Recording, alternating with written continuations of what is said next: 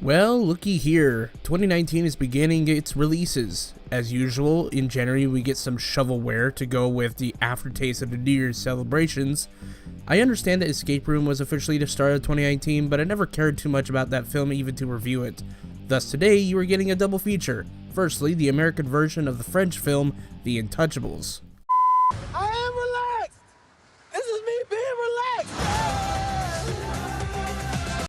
The Upside is directed by Neil Berger, and it follows Kevin Hart as a parolee trying to get back together with his family. This leads him to a job taking care of a quadriplegic played by Bryan Cranston, and what follows is a comedy drama about the two learning from each other.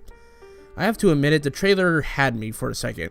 Kevin Hart was popular at the time, and I was a big fan of Bryan Cranston from Breaking Bad. The trailer looked like inspiration porn, but it looked good. But because I never learned from my past mistakes, The Upside is disguised behind manipulative marketing that made people go see Collateral Beauty and Life itself. While The Upside never gets to that level of pretentiousness that was Life itself, it still has some of the same problems as Collateral Beauty. While the acting from all of the cast was good, especially from Nicole Kidman as Cranston's assistant, overall the film is presented very backwards. The original French film was a true friendship that didn't rely on racial or even economical stereotypes.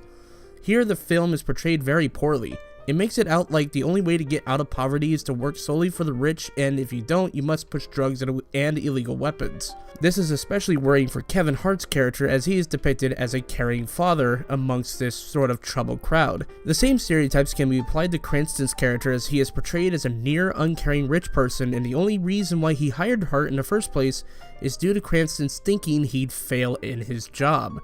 Both of these depictions are very backwards in how America really is.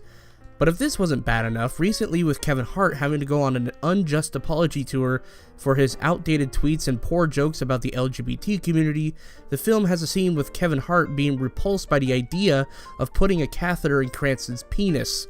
This scene should have been looked at by Kevin or his agent and have been cut for PR purposes. Going back to technicals, the film has a problem with pacing and structure. The film already stands at 2 hours long, and at the first 5 to 8 minutes are just going to be repeated later in the film. If the film just started out with Hart looking for work, the film would have been structured better, if not a bit streamlined. The characters here lack a lot of depth that isn't surface level, which is a damn shame since Cranston is known for playing complex characters like Walter White. So not only does this turn into a case of things like Let Me In versus Let the Right One In, but on its own, it is a flat, uninteresting, and poorly written film made to easily manipulate people into liking a bad film. I'm going to give The Upside a D. Again.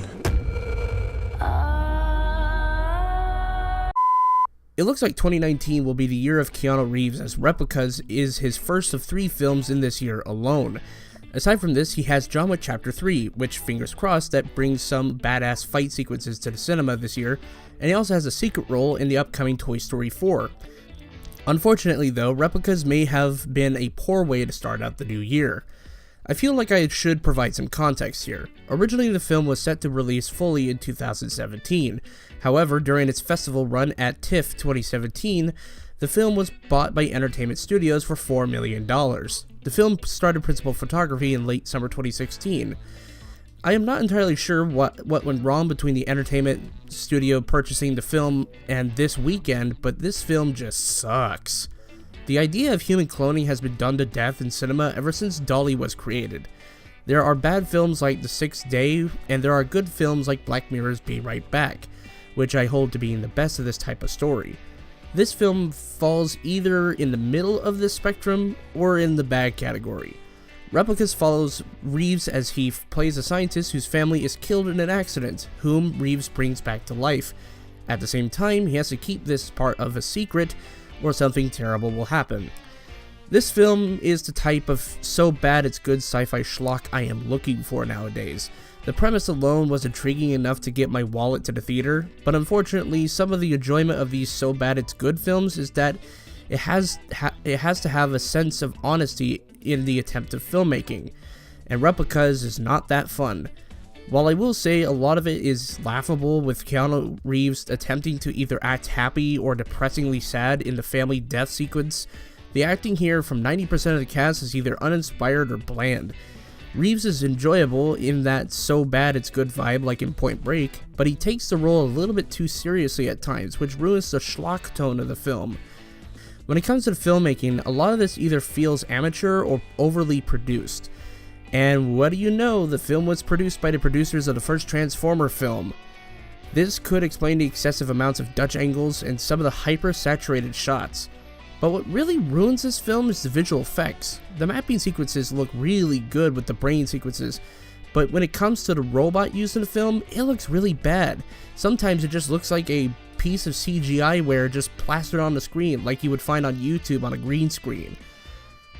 I mean, when Stan Winston's Terminator stop-motion robot from the 80s looks better than the robot made in 2017, you know you didn't invest the money well enough.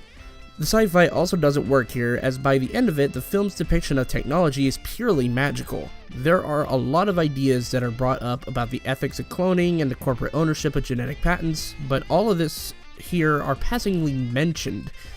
What could have made for a deeper exploration of these subjects, like in iRobot, the writer clearly doesn't care about exploring these topics that could affect both the plot and the characters themselves. The characters here are also dumb, as the wife is easy to be convinced of everything. She's even told that she was cloned and almost nothing happens of major consequence. Not even a huge reaction. Why? I don't know. But what really jumps the shark here is the third act, because somehow along the line, the boss of this extremely militaristic company that Keanu Reeves works for somehow finds out about the clones. Sure, it is explained later how the boss learns about it. However, they could have just cut a couple scenes and included a scene of the principal characters hiding the bodies, or even having some tension sequences of keeping the boss away from the bodies. Or why not just bury them? Suffice to say, the film is pretty bad, and it's not necessarily fun either. It's kind of a shame because I'm a big fan of Keanu Reeves, and sometimes he can give a so bad is good performance that almost makes up for a movie full of plot holes and very, very big conveniences. Replicas gets a D-. And that's it for the weekend update. And next week we're going to be reviewing Glass, and hopefully M. Night Shyamalan will complete his Glass trilogy, I guess we'll call it nowadays. But yeah, we'll see what happens. And until next time, this has been Nicholas Jennings, signing out. Have a good one.